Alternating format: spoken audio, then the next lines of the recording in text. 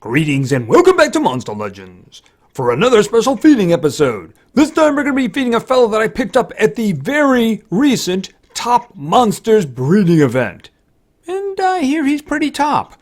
Let's find out. This is Silverleaf. And Silverleaf showed up with lots of open ruin slots, so he is very welcome.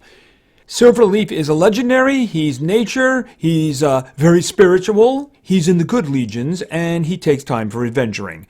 We have a space for him for now. Hopefully the leprechaun won't eat him or something.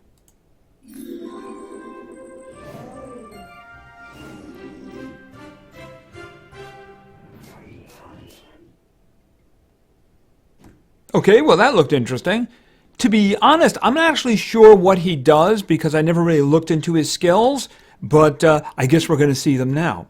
And this is Jarilo. Now, this is not going to be Jarilo. We'll come up with some kind of a cool name for him, some kind of a maybe elvish name or something like that. We'll see where that goes. Anyway, this is Silverleaf. He is a legendary. He is nature. He has an evolving trait. Let's take a look at it. He begins being hardened, which means he has a 20% chance to resist negative status effects. At rank 1, he also gains immunity to possession. At rank 3, he seems to also get a group version of possession. It's a status cast, so it lasts for a couple of rounds. Okay, so he protects the minds of his party.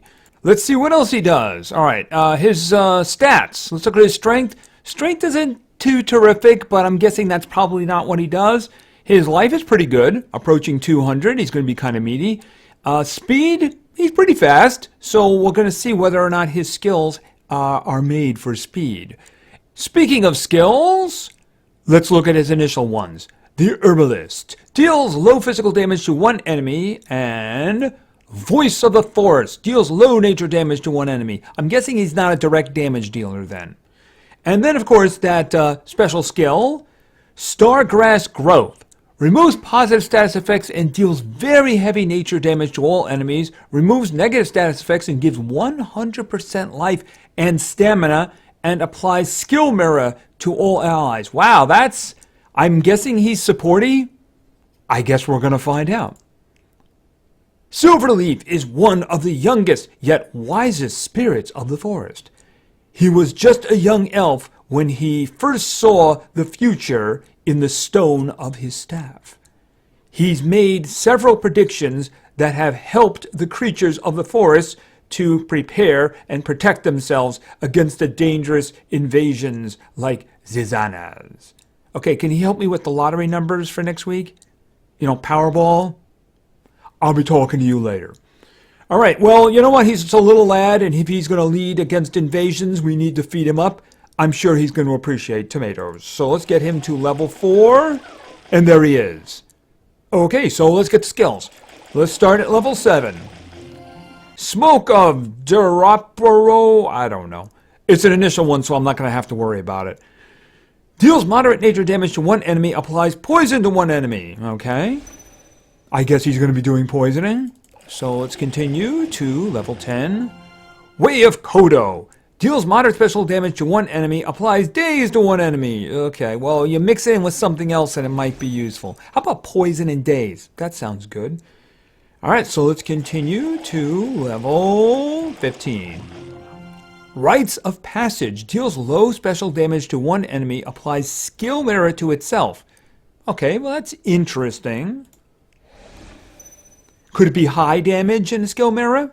I guess we'll have to see. Alright, so let's continue to level 20. Cambo Ritual. Deals heavy nature damage to one enemy, applies possession and poison to one enemy. Okay, now we're starting to talk here. That's something ugly. You know, I'm just going to put that there because I got to figure there's something better than that one, right?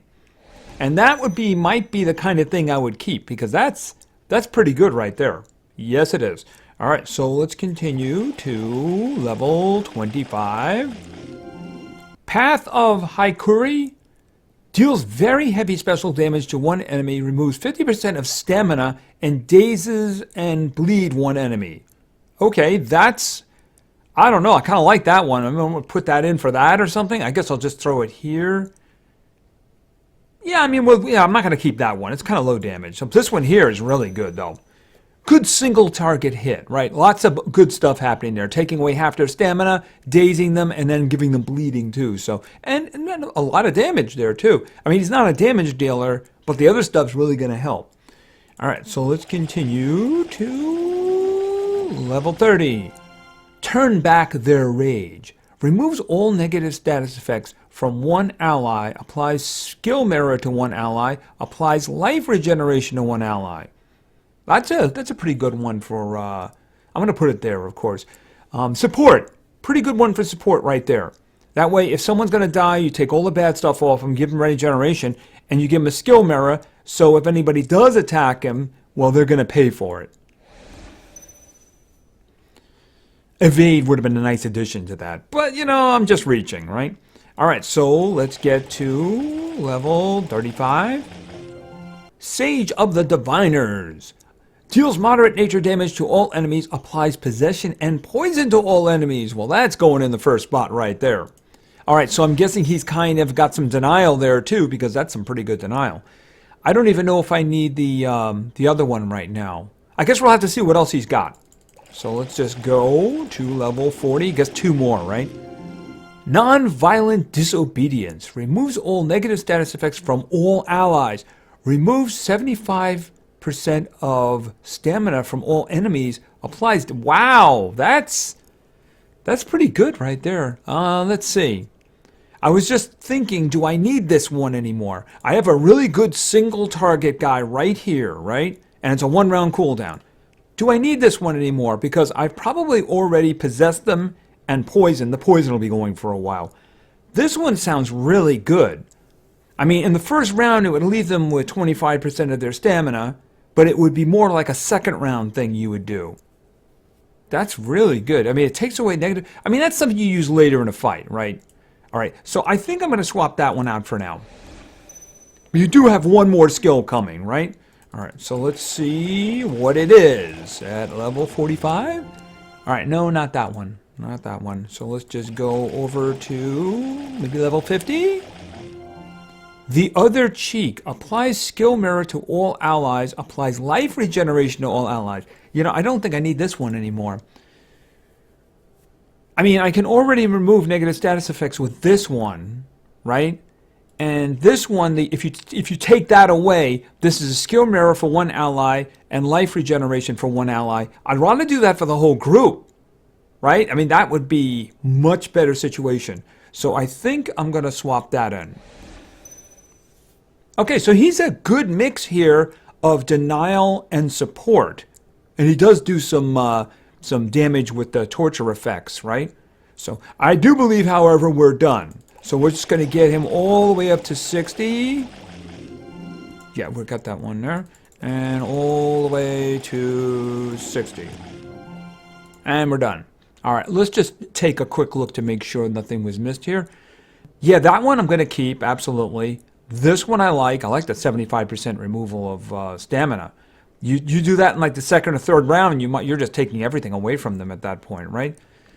This is my good single target one in case I run into somebody who dodges group attacks. And it's got a 1-round cooldown, so that's not really bad at all. And then we have this one here, which is really nice.